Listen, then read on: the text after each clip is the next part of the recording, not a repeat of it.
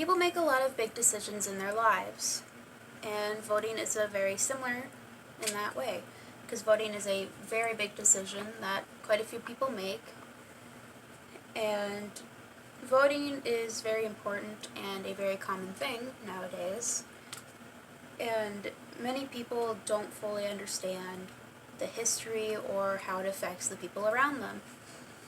Voting has been a huge part of the United States history and how it came to be.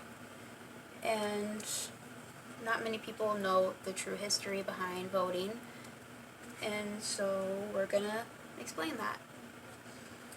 We're going to be covering the major historical events, how it's affected people, and male voting.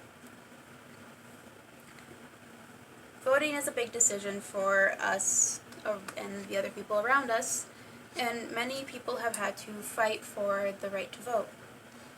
In 1870, the 15th Amendment was passed, which allowed people of color to vote.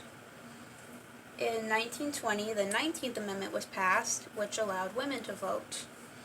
According to Global Citizens, this came after decades of women's fighting for the right to vote. However, some women still couldn't vote due to discrimination and other laws. Voting Rights Act of 1965 was passed to prevent states from making poll taxes, literacy tests, and outright violence against minorities. According to Global Citizens, today it protects mainly people of color and non-English speaking voters. In 1971, the 26th Amendment was passed, which lowered the voting age from 21 to 18.